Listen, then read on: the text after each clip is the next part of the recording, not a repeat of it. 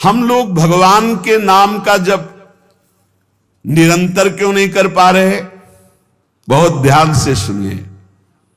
मैं मना रहा हूं, इसको डांट रहा हूं, पर यह पतन की ओर ही भागता जा रहा है। हर साधक के अंदर की वृत्ति यही है। तो श्री तुकाराम जी कह रहे हैं, कंचन, कामिनी और कीर्ति, ये तीन बड़ी खाइयां हैं। इस मार्ग में बहुत लोग चलने वाले नहीं हैं, परमार्थ में बहुत लोग चलने वाले नहीं हैं। केवल वेश धारण कर लेना चलना नहीं कहते, चलना अंदर का विषय होता है। इस मार्ग में चलने वाले बहुत पथिक नहीं होते। जो इस मार्ग में चलने वाले होते हैं उनके सामने तीन खाइयां हैं जिनको पार करके परम पद में पहुंचना है। पहली खाई है धन की। दुनिया में आपको कभी पैसा कमाने को ना मिला हो, लेकिन जब भगवान की तरफ चलोगे तो आपके सामने पैसे के रास्ते आने लगेंगे।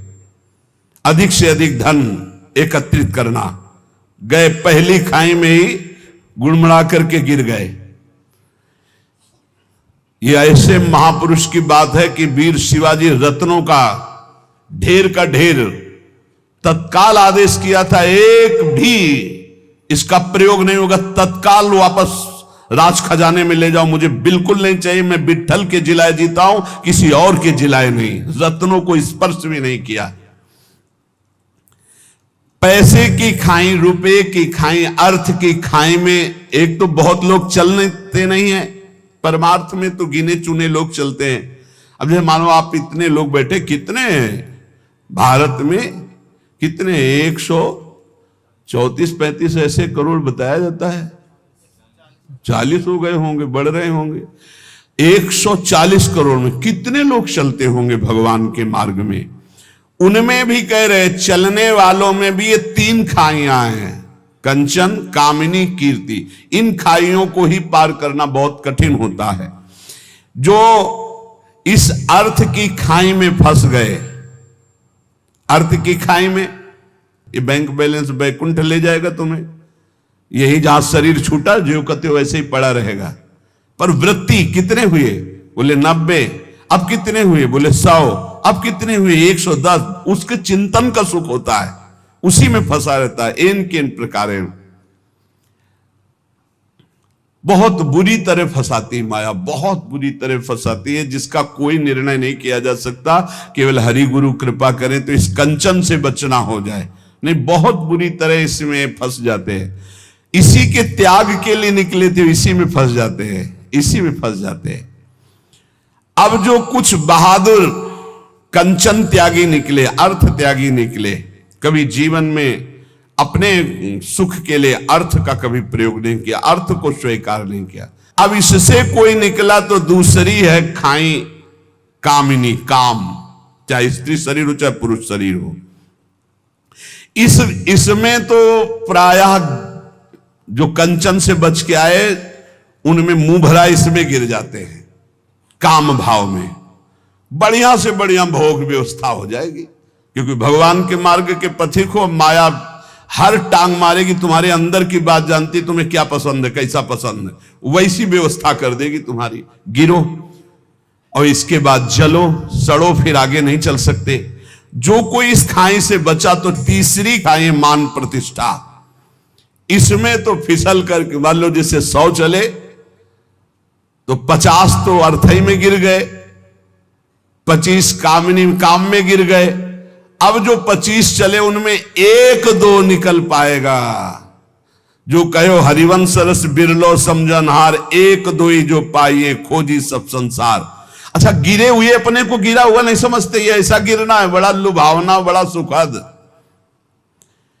अब वो मान की खाई में श्री तुकाराम जी महाराज कह रहे, जो भगवत कृपा प्राप्त होता है वो इस मान की खाई को पार करता। बिरला ऐसा कोणी तुका त्याचे लोटांगणी।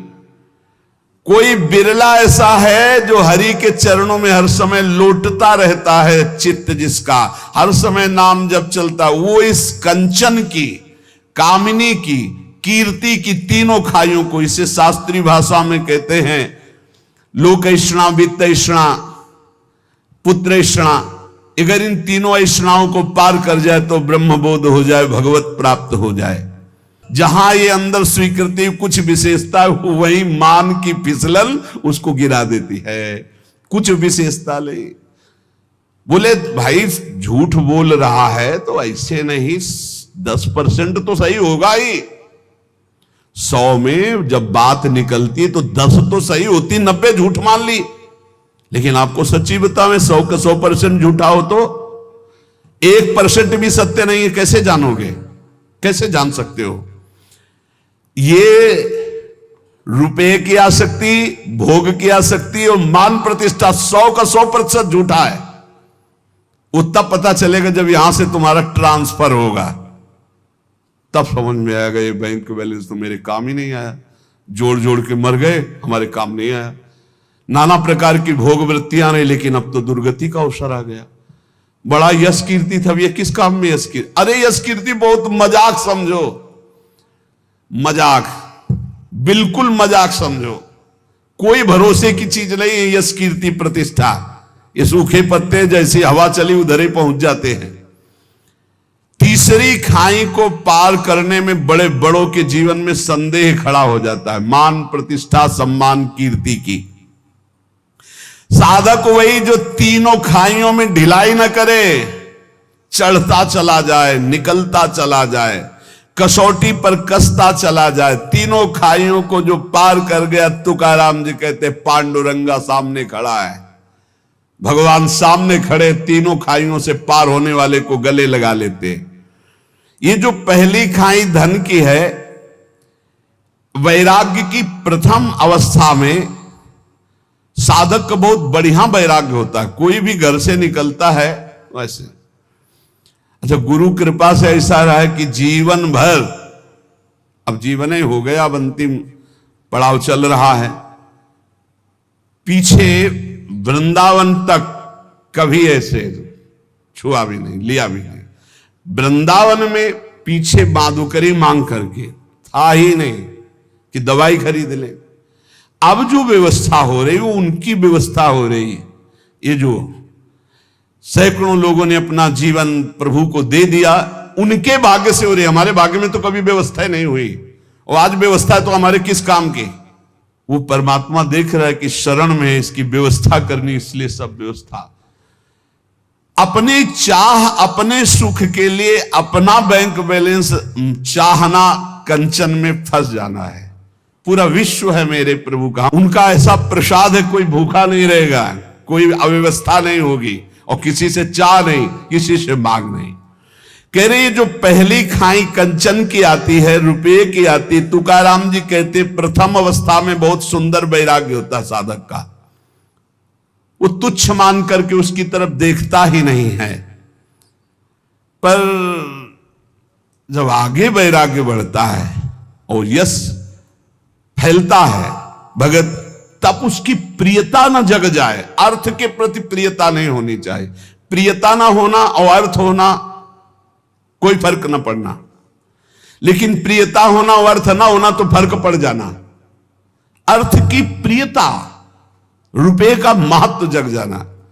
त्याग के आडंबर से परमात्मा बोध नहीं होता। त्याग का आडंबर न करे, इसकी आसक्ति न हो तो कोई फर्क नहीं पड़ता है। त्याग का आडंबर ना करे। श्री तुकाराम जी महाराज कह रहे कि जैसे प्राथमिक अवस्था में साधक के अंदर वैराग्य होता है। एक बार गुरुदेव भगवान ने कहा था, जब कोई साधक भगवत प्राप्ति के लिए घर से निकलता है, उसका वैराग्य कितना प्रशंसनीय होता है। कहां खाएंगे कोई पता नहीं, कहां रहेंगे कोई पता नहीं, क्या होगा कोई पता नहीं। ऐसी स्थिति आजीवन क्यों नहीं रहती? वैराग्य प्रतिदिन बढ़ना चाहिए, ना कि घटना चाहिए। जिस लक्ष्य को लेकर तुम घर से निकले थे, वो वैराग्य कहां गया? और नाना प्रकार की भोग सामग्रियां ये तभी लुभायमान करती हैं जब भगवदानंद का लोभ नहीं जगता। श्री तुकाराम जी की जो अर्धांगिनी थी, वो इसी बात से असंतुष्ट थी कि कभी बात ही नहीं करते थे तुकाराम जी महाराज। दिन भर निकल गए, 2-3 पर्वत थे, उनमें एकांत में बैठे राम कृष्ण हरि राम कृष्ण हरि। रात खाने की भी व्यवस्था नहीं, रात में आए ध्यानस्थ होकर विराजमान है। ना कहीं कंचन में लगाओ, न कहीं कामिनी में लगाओ। अभंग रचे थे जो बहुत महिमा, वो इंद्राणी में डुबो दिए थे। इतने यश के रहित भाव वाले, कहीं सुसुख वांछा नहीं। भंडारा नाम पर्वत पर ये चले जाते और पूरे दिन अंधेरे तक बस मंजीराएं बज रहे हैं, तालियां बज रही है, वाद्य बजाते हुए राम कृष्ण हरि, राम कृष्ण हरि, राम कृष्ण हरि। एकांत में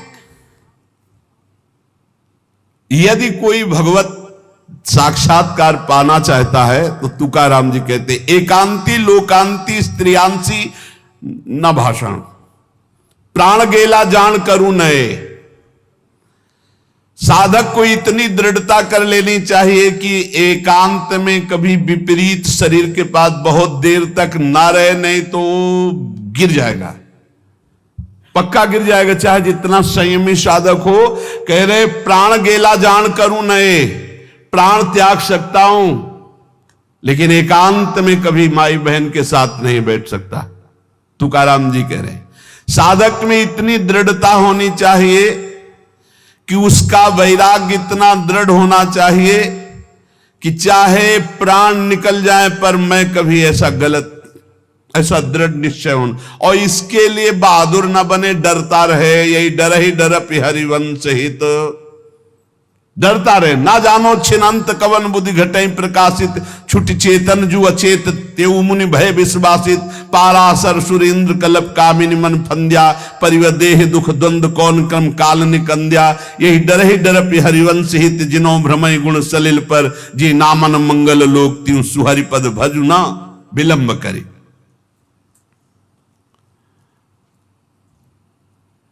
हम लोग अपने साधन का महत्व तो भूल करके भोग का महत्व तो जब अंदर बैठा लेते तब ये बातें आने लगती। छुप छुपा कर देखना, छुप छुपा करके उसका मनन करना, ये सब नष्ट कर देता है। वैराग्य शिखामणि, अग्निस्वरूप तुम्हारा वैराग्य हो। कभी एकांत में विपरीत आकर्षण वाले शरीरों का संग कभी न करें, नहीं बहुत बुरा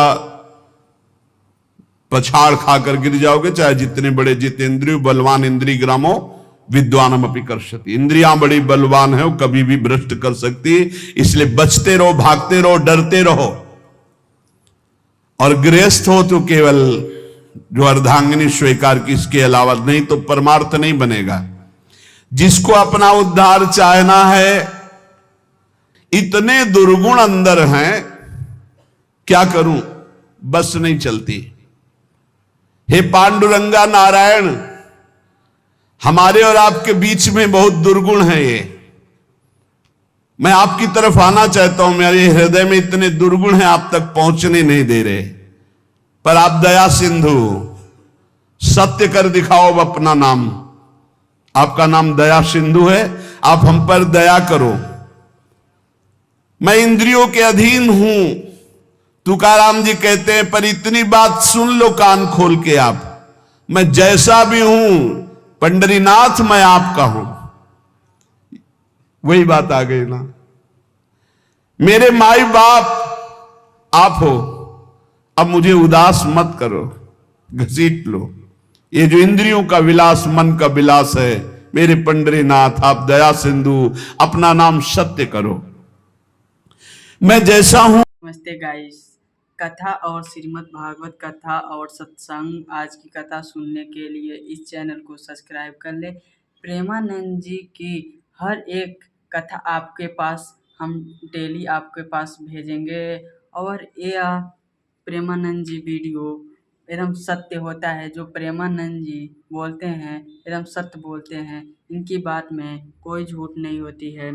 प्रेमानंद जी एक समझिए कल की प्रेमानंद जी एक महाराज, बहुत ही अद्भुत इंसान।